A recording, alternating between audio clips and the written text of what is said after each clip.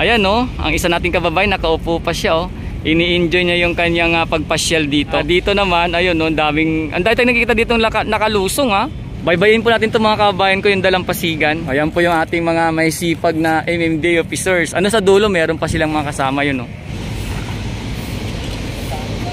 Alam niyo ba kung bakit yan parang minamano-mano dampot nila, tapos inilalagayan nila sa parang net na maliliit?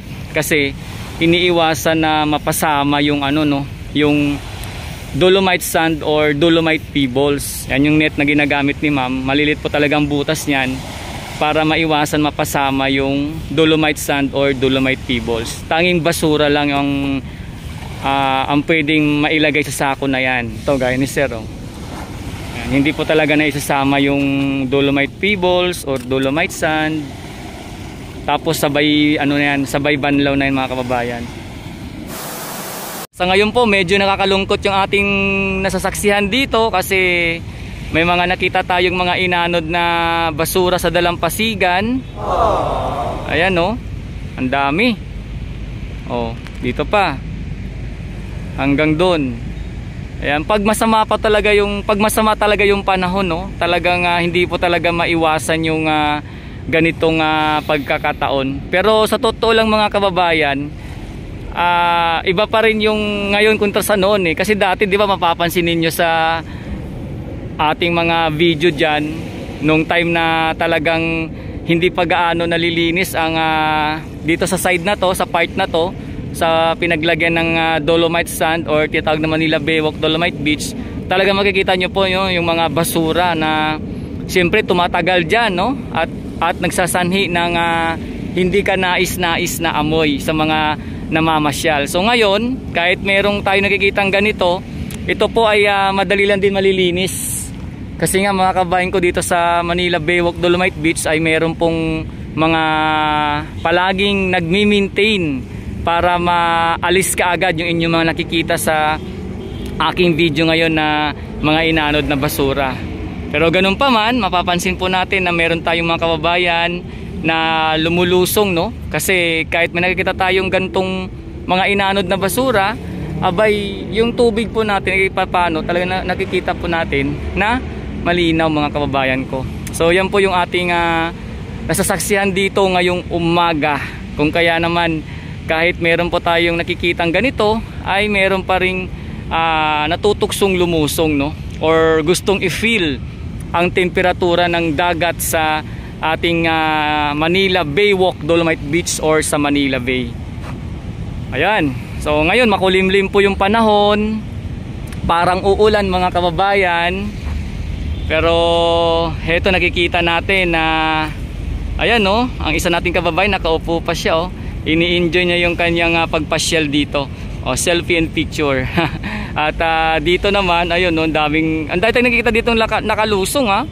O ito may ano pa to, mukhang magnanay to mga kababayan ko nandito sa dalampasigan natin nakikita. At doon sa may dulo, ayan napapansin naman natin na tuloy-tuloy ang ginagawang paglilinis. Ayan po ang sinasabi ko sa inyo mga kababayan ko no, na kahit meron tayong nakitang basura sa ngayon ay agad po ito nalilinis kasi dito talagang merong nagmi-maintain or nangangalaga, di ba? So yan po yung kinaibahan sa noon at ngayon mga kababayan. Talagang napapangalagaan. Hindi po ito napapabayaan mga kababayan. Tuloy-tuloy no. Kung kaya naman tuwang-tuwa ang mga ano dito, nabubuhay ng mga yamang dagat katulad ng mga alimango, halimasag, isda, hipon, no? Yung mga nakikita natin dito, di ba? Kaya natutuwa po yan sila dahil napapangalagaan yung kanilang tirahan. Baybayin po natin itong mga kababayan ko yung dalampasigan. Ating pong tingnan hanggang dulo. Grabe no, ganito po pag ano talaga, pag merong masama talagang panahon, lalo na pag lumalakas yung tawag doon, yung hampas ng alon, tapos may kasamang hangin. Hindi po talaga maiwasan na ganito po rito no, sa area ng Manila Baywalk Dolomite Beach or sa Manila Bay. Pero sa totoo lang mga kabayan ko, normal lang po ito eh. Kasi lalong lalo na napakalawak po na nasasakupan ng Manila Bay. hindi po talaga maiwasan na merong papasok na mga basura, no? Kasi umiikot yung dagat eh. So syempre may mga ibang karatig na baybayin or part ng Manila Bay na meron pa rin talagang mga hindi nalilinis. Kaya itong nakikita nyong mga basura, normal po ito lalo na pag masama yung panahon. Pero ang kagandahan lang po dito, sabi ko nga mga kababayan, meron po kaagad na naglilinis. O kagaya ngayon, habang tayo papalapit doon, no, nakikita po natin yung mga MMD officers. Ito sila. Kaya naman na-maintain po kaagad yung ano dito, yung kung ano may sitwasyon ng Manila Baywalk Dolomite Beach, kung mayroong mang basura, ay agad po yung nalilinis mga kababayan. Pero ang dami ngayon ha. Pero mas okay pa rin kunta sa dati. Good morning sir. Morning. Ano sipag ni sir oh. Oh. Bakit na ulit nakita? Oh sir. Tsaka kahapon sir, medyo masamang panahon eh.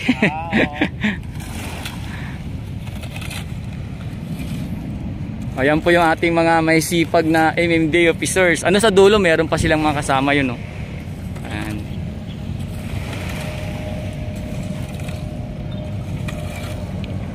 Punta ako sa dulo, sir.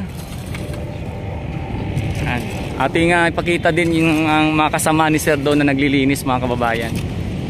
Sabi ko sa inyo, ito, malilinis kagad to. Dito pala sa ano mga kababayan ko, sa area ng Manila Baywalk Dolomite Beach. Ano rito eh,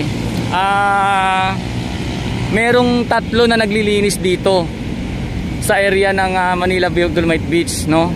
Yung DPS, Stero Rangers or Baywalk Marshal, tapos sila nga yung MD officers. Sila po yung nangangalaga dito. Tapos sa may labas naman yung mga halaman-halaman doon, yung tinatawag naman na PD o Manila.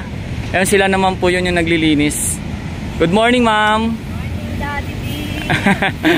Ayan, may sipag sila, ma'am. Yung sisipag ng ating mga ano dito, nangangalaga sa ating Manila Baywalk Dolomite Beach. O, tingnan nyo na dito, ang dami nila, oh.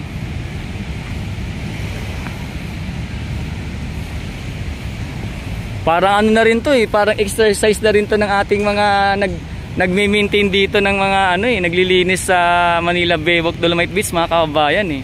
Alam nyo kung bakit? Kasi ayan guys, sa umaga no, nakikita nyo yung gawain nila. Oh. Talaga gaya ni sir, oh, nagre-rig tapos yung nagwawali. So siyempre gumagana yung ano yan, yung kumbaga yung balikat, no? Yung buong bahagi ng katawan, no, gumagalaw. Kaya talagang na-exercise mga kababayan ko. Diba? So ayan nga, bali ito nga po yung ganap dito. So kung nakikita nyo po yung pinagmula natin kanina, may mga ano po, diba, yung dalampasigan talagang maraming inaanod na basura. Pero tingnan nyo mga kabayan ko, maya maya lang yan, wala na po yan. Dahil nga dito sa area na to, yung MMDA, ito natin na pinapakita sa ngayon yung naglilinis. Tapos doon naman banda, doon naman yung mga, doon sa may ano, sa may dulong parang sa may mga bato-bato din doon, sa may party ng power. Kasi ito party to ng Pedro Hill eh. Doon naman yung mga ano, yung mga Baywalk Marshal or Stero Rangers. Sila yung ating ano doon, mga naglilinis naman. Tama, mamaya, kita nyo mamaya, wala na to. Mabilis lang to mga kababayan ko. Oh, ayan oh.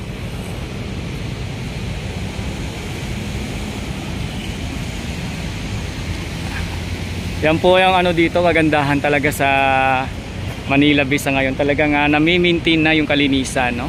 Tuloy-tuloy lang talaga mga kababayan.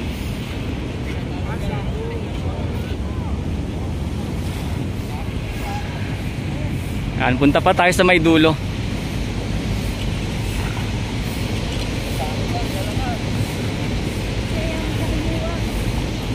Ayan, natin munang kuha lang sila sir oh.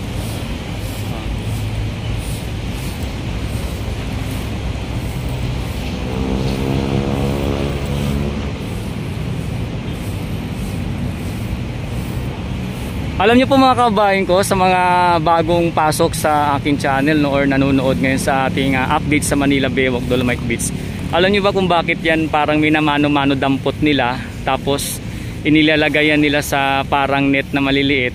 Kasi iniiwasan na mapasama yung yung dolomite sand or dolomite pebbles. Kumbaga yung makukuha talaga na may tatapon, yung tipong mga basura lang talaga. Kaya kung mapapansin niyo, ayan, meron silang ginagamit na net. Lapitan natin si ma'am.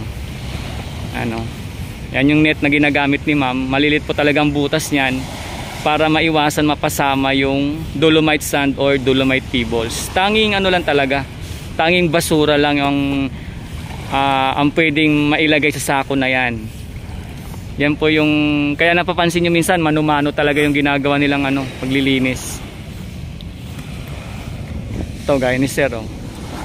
Yan, hindi po talaga na isasama yung dolomite pebbles or dolomite sand, tapos sabay sabay banlaw na yun mga kababayan. Ito na yung pinakadulong bahagi, no, yung pinaglagyan ng dolomite sand. Ayun.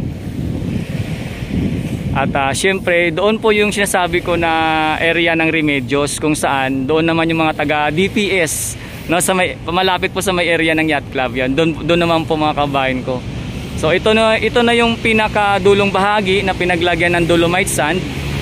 At kung saan dito nyo po makikita yung mga sinasabi kong may kabatuhan. No? At madalas marami po talagang isda, no, na namumuhay dito sa may kabatuhan na yan. So yan po yung ating nakikitang dito, no, sitwasyon or ganap sa may Manila Baywalk Dolomite Beach. Ngayong araw talagang dire-diretso at tuloy-tuloy lang, may basura man o wala. Ang maganda po dito, no, talagang iba talaga ito sa noon sa ngayon, kasi dito talagang namimintit at napapangalagaan at hindi po talaga kumbaga tumatagal na yung mga basura na inaano dito. Yun po yung kagandahan dito mga kabayan ko. Tapos talagang namimintin at hindi po talaga siya napapabayaan mga kabayan ko. Ang bilis nila, oh. Alam mo, yung area na to kanina, di ba, nakikita natin maraming inanod na basura. To, tingnan nyo po. Ang bilis lang maubos. Ang bilis lang malinis, oh. Rik lang tsaka ang gamit, walis. Tapos yun nga si sir, ayan, tsaka si ma'am, sila yung mano-mano na nagaano ng dolomite sand or dolomite pebbles, parang binabanlawan para hindi mapasama, tanging basura lamang yung pwedeng maitapon, no, sa kanilang pinaglalagyan ng basura. Yan yung umagang ganap. Medyo makulimlim ang panahon pero tuloy-tuloy lang po tayo pag-update sa may Manila Baywalk Dolomite Beach mga kababayan.